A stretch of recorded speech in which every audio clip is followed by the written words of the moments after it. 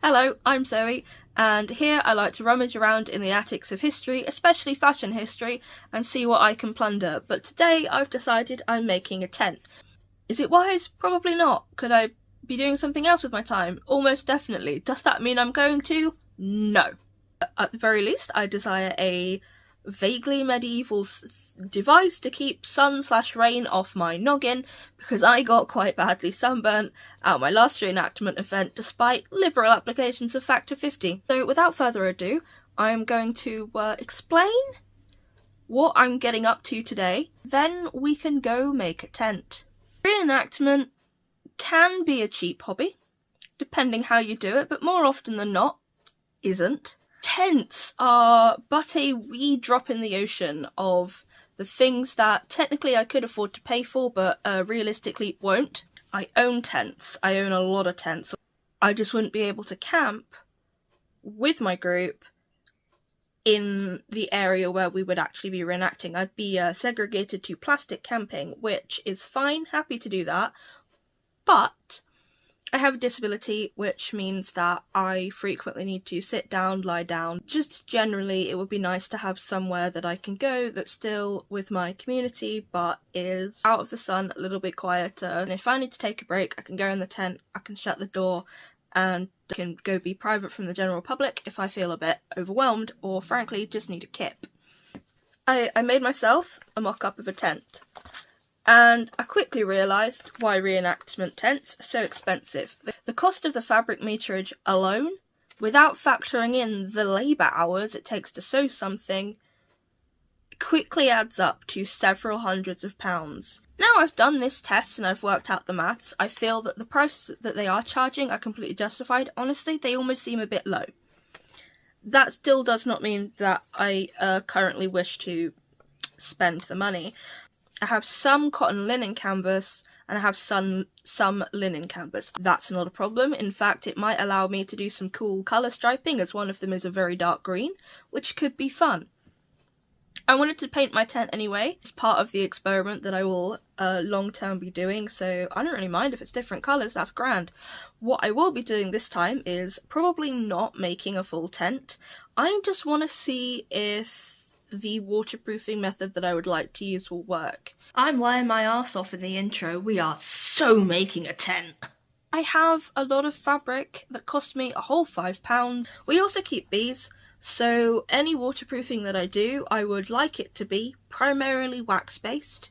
I want to do this in a way that, even if it's not a complete replication of a medieval technique, it is at least historically adequate or historically plausible. So while I can examine primary sources, I am relying for this pretty much 100% on, at best, secondary sources. A lot of the waterproofing recipes are coming from 18th century reenactors, so it's been quite interesting doing some research. There doesn't seem to be an awful lot of information that I personally have been able to find. I am currently cutting little bits of paper into 9 squares because my cotton canvas is 90 centimeters wide, and I'm going to see what I can do with this width. Fingers crossed, I might actually have enough to build a gatelled tent, which would be really cool, but if I don't, I'm quite happy with just an A-line jobby. That'd be grand. For today, I'm just going to try and waterproof my canvas. We're going to see how it goes, and we'll see where we get to. I am probably going to need to buy wood for poles. So, armed with nothing but enthusiasm and a vague understanding of what I was doing, I decided to embark on waterproofing my fabric. I know that some canvases are fine on their own. This is true for the white canvas that I possess. Unfortunately, even after washing on high heat, shrink the fabric as much as possible, this canvas is still a little bit too gappy. So the point of this exercise is basically to seal all of the little tiny holes in the weave. Yeah, I guess you just crack on with it then. Initially we used a 1-to-1 ratio of linseed oil to beeswax. Here you are about to see me make some questionable decisions about the amount of standing I'm doing. That will delay the project slightly, as my legs are still recovering from not really thinking that one through. This became a family adventure, including 7 adults and a teenager. It's probably easier with fewer people, but arguably less fun. Paint it and see what happens. Oh, it goes on alright actually.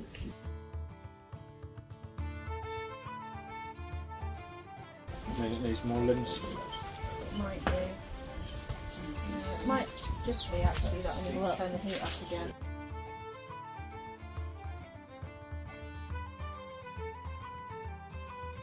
This is actually really satisfying, isn't it? I'm not hating this. I wasn't sure if it was going to be like the world's most boring job. Might be by the time we get Might to be the by other the time side. we do the other side. I can see why they said that this might be slightly easier if it was if it was taught. I can see the logic there. So have a packet at something that's constantly moving. No, it's an interesting one. I mean, I guess we could get some rocks. People would have, when I was very young, been going, well, if you want to waterproof a piece of canvas, then you can go out and buy a modern, wonderful synthetic material. Why would you want to do any other work? It was so difficult trying to find a recipe for this. You'd open the article thinking, oh look, how to make oil cloth, and then it would be like, paint it with silicone. I'm like, that's not oil cloth! That's how it's become. But now people want to do this. They want to be authentic to previous times. Pretty cool. Experimental archaeology. It is, and it's absolutely fascinating. Yeah, 50-50s are good. Yeah, 50-50 is going on quite nicely. I mean, potentially we could thin it a little bit, but... I don't think it's soaking through yet. No. Yeah, probably 4.5 to 5 or something like that. Maybe 4 to 5? Yeah, 4 to 5 is probably good. You can always add more. Like you need a little bit more linseed oil, I yeah? think so, yeah. And keep it up to temperature while you're spreading it. Definitely. We're trying another go with 5 parts linseed oil to 4 parts beeswax instead of it being half and half. So it's a little bit less waxy and potentially easier to get on. These might be about as much fun as the summer we made a coracle. When I was probably about 16, we decided we were going to make a coracle. I've fancied making a coracle for a long time. I want to. This cloth could be ideal for it. Yeah, you probably want tar as well on the outside. It'll dry eventually. Eventually. And then what are we doing with it? Getting folded up and put somewhere. Yeah. And then made into a tent and water tested, so you're getting in it and I'm throwing a bucket of water at you. We'll just, yeah. You've got a hose over there. Yeah, you've got a hose, but it's not as funny as a bucket. The comedic potential of a bucket. Off to Block and Quail. I can see why they shortened it to being cute. We have successfully loaded the car up with what will become tent poles. That's kind of fun. I've got a buttload of canvas. We're going to do measuring that, do some maths, and we'll work out how big we can get this tent to be. If you think that you 3 are eating my sandwich, you are dead wrong. Get out of it. I just opened this and what is that? Come on. That tent peg's about as useful as a chocolate teapot.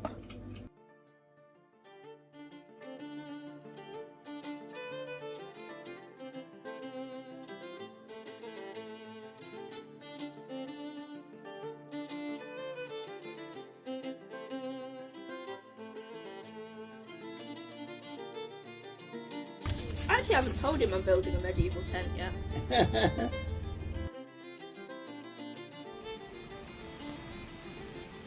I accidentally gave my oilcloth a really good test today because I left it out to dry on the bench at my house and then it rained today, but it's completely dry.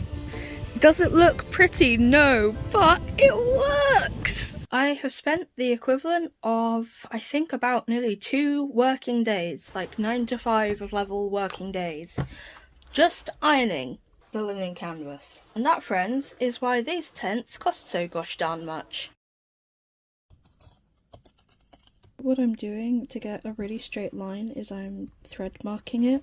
I'm pulling one of the weft threads. It's not particularly fast, but it gives me a perfectly straight edge.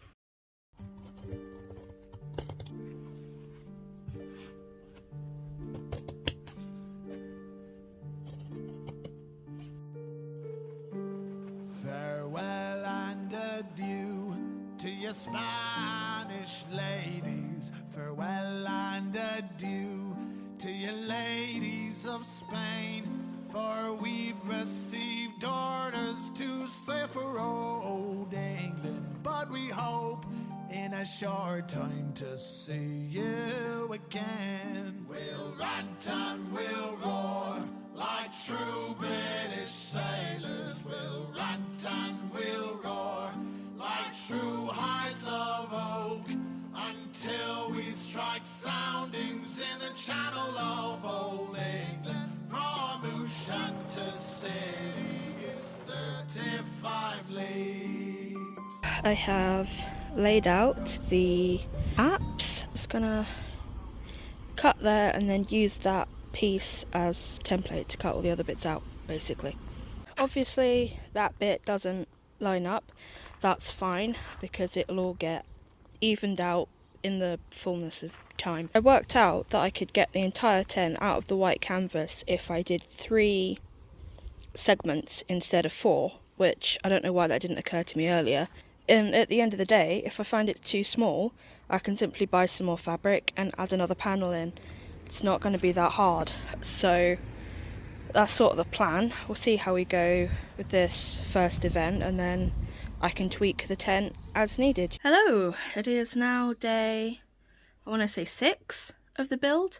Not consecutively, this has been going on for well over a month now, I think. And I've just got the 2 apps, triangular sections at the side of the tent to sew today. Fingers crossed I can get that done. I'm hoping that I can get the whole tent assembled and at least be nearly done with all of like the lacing holes and the tent peg holes and all of that good stuff by the end of today. Fingers crossed. Let's see what we can get done. Woohoo! We have one whole side attached to the back panel. Now I just have to do another side. We are officially halfway done with this. In order to make the points at which I would lace up my tent, I took my hand press hole punch for the leather and just made some holes in leather squares that were about 1 inch by 1 inch square. These then had holes hammered into them so that I could sew them to the canvas of my tent. God, now you're putting me on the spot. I've given you stage fright now, have I? Performance anxiety, that's what Performance this is. anxiety. My brother then very kindly gave me a help to cut the tent poles down to the right size. I can use a saw myself, but frankly he's a lot better and faster at it than I am. We have laid the tent out in the garden and now have the super fun job of hemming the damn thing. Flattering angle that is floor troll. This, children, is called I've Lost the Will to Live. Is it slightly wonky? Probably. Do I care at this point? No, not really. I had planned to spend a little bit long building my tent, but I ended up with a reenactment event to go to and a friend who did not possess a tent, and we weren't quite sure of the numbers who were turning up and whether or not there'd be a place for him to sleep. So I decided that I should finish the tent, which meant that I was still sewing on all of the lacing contraptions in the van on the way to the event. They've arrived! As you can see, I didn't have time to do the central pole, so it looked a little bit of a saggy Susan. Nonetheless, it didn't leak, and it was perfectly adequate for a short event. The next stage in this adventure was to work out the central pole. In hindsight, I wish that I'd worked out a way of having a 3rd round beam rather than one flat one. Initially, the idea of cutting a few rectangles and then hammering them in just didn't work. The wood kept splitting, the cat was supervising, she was very helpful, and eventually we worked out that our equipment just wasn't up to par. The drill that my parents have just would not even go through the wood. So we gave in and we fluttered my eyelids at my father-in-law, who is an experienced carpenter, and got him to make us these beautiful little slot things. And as you can see, our central pole is up, functioning and working beautifully. Overall, I could not be happier with how the tent turned out. It is yet to have anybody sleep in it, however it's been fantastic as a little market stall. I think the next thing on my list I need to get is a table, now I have a beautifully functioning tent. I would still like to paint my tent and make a curtain for the middle so that I can keep the awning up and still be able to have some privacy in the actual tent, should it need to be slept in. Overall though, it's fabulous, could not be more happy with it. Obviously there are a few things I'd tweak, but I had never made a tent before, so I think that's perfectly normal, and frankly it looks pretty great for what it is. In conclusion, as you probably noticed throughout this video, my family and myself have made very liberal use of modern equipment and resources in order to make the tent.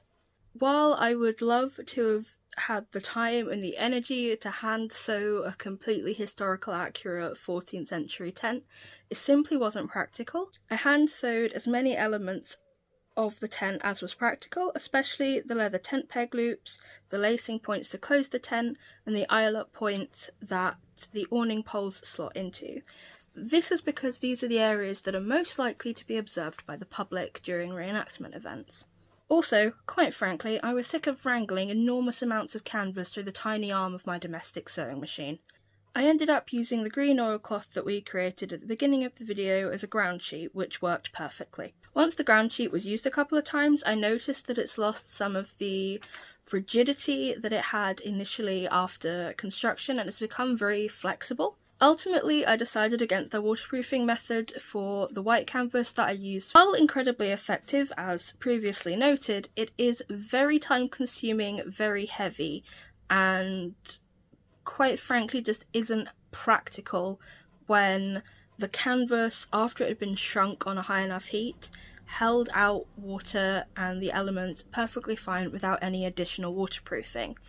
This might change as the tent ages and gets used, but I can always add waterproofing to any points that I find require it.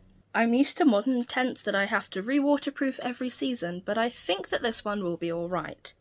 Medieval tents don't seem to require this. If need be, I can waterproof any seams or contact points where the canvas touches the poles during next year's summer reenactment season if I find it's leaky.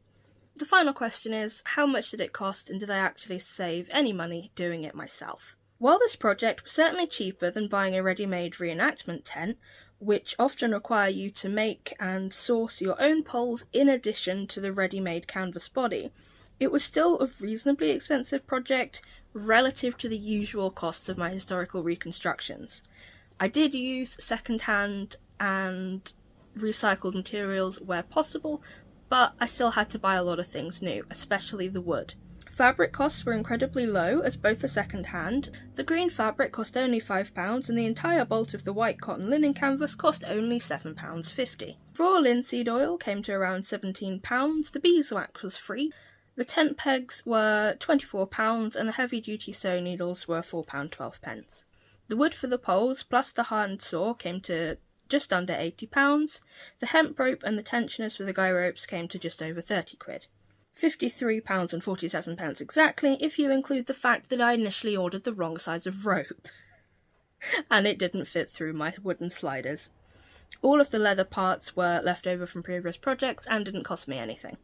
In total, this project came to £198.24, which is approximately £75 to £150 cheaper than the nearest comparable tents I could find online. And that's without factoring in that most ready-made reenactment tents expect you to provide your own poles, so that would have been approximately another £80 on top of that. I assume this is due to the difficulty of getting 6-foot-long wooden poles through the Royal Mail system.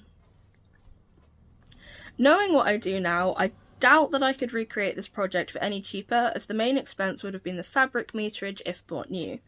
I'm not sure I'm keen to make another tent anytime soon, as it took several months over the summer to complete, and wrangling that much canvas in a 2-room flat is not my idea of a fun time. That being said, I absolutely feel like the several hundred combined work hours of 9 family members were worthwhile. It took about 14 full working days, I think, in total to complete the tent, although we didn't count up the hours, and it took about 9 of us working on this at various points of the project. I'd like to especially thank my brother and my partner who did all of the driving to gather resources, and my father-in-law who saved the day when we simply could not work out how to woodwork. We had a lot of fun, learned a lot along the way about medieval tents and their construction, and had a really good time researching it. I did all of the research and I enjoyed myself thoroughly. We love a bit of reconstructive archaeology in my family, so it was quite fun. Everybody wanted to be involved at least a little bit, and I think we're all quite proud of what we achieved.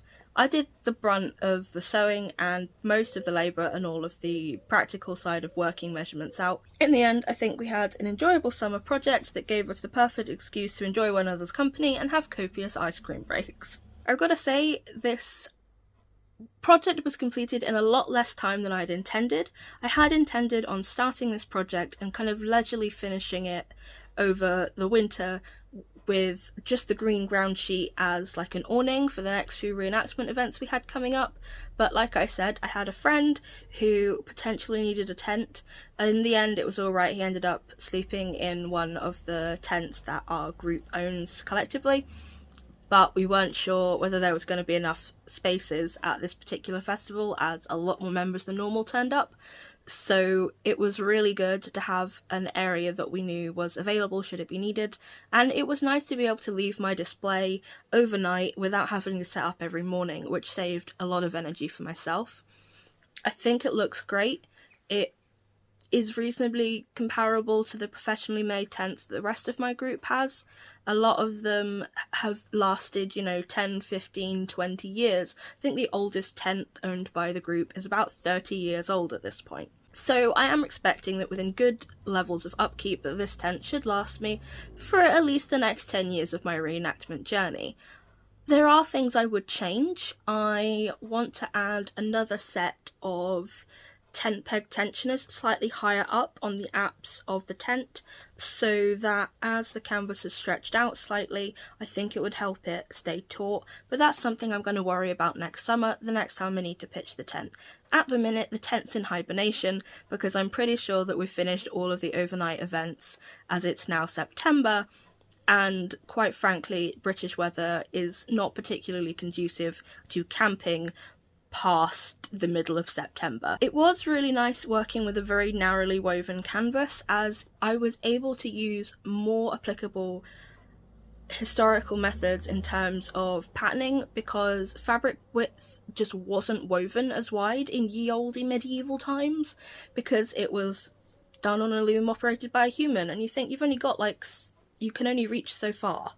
So it was quite interesting with how that changed how I patterned the tent, because if I'd have been using a modern width of fabric, my patterning would have been very different. So I think that did enhance the project somewhat, because I'll be honest, if I had had wider fabric, I would not have been making extra seams just for the sake of it. I would have just used the big width of the fabric. And frankly, I wouldn't blame anybody who chooses to do that. The general public is not going to look at your tent and go, your panels are wider than 90 centimetres. That must make you wrong. Because I'll be honest, they don't care. If you've got someone with a sword, they are more interested in that.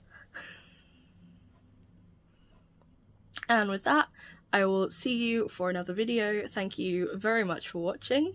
And thank you again to all of my family members who humoured me throughout this project and lent their assistance.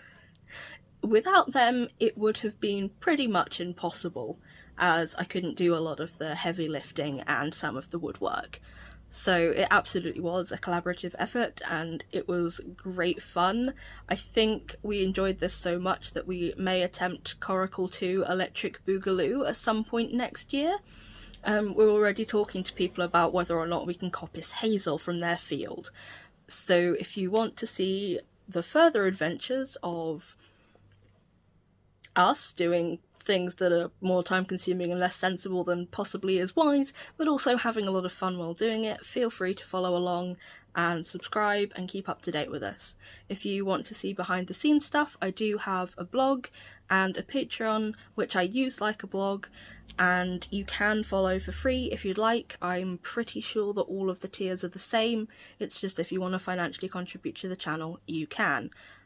You don't have to. I don't mind if you don't, because I'm doing this for the fun of it. This is a hobby and I enjoy it, and I will continue to share regardless. And with that, I will see you for another video, and please enjoy some of the poly chaos footage that we collected on this journey, for those of you who are here for my dog and not for myself, in which case, valid, I completely understand. She's my favourite family member too.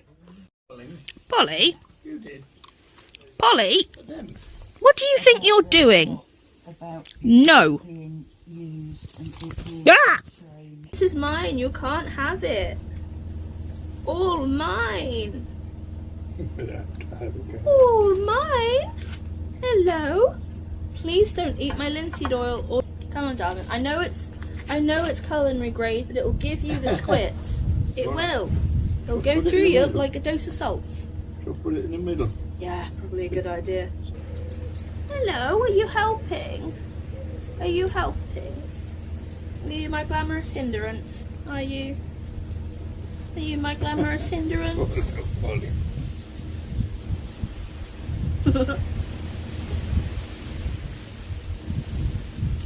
You're my best girl, aren't you? You're my best girl. Except for when you're being a goblin. I would like to turn the camera off though, now, so... She's got you on camera already, Polly.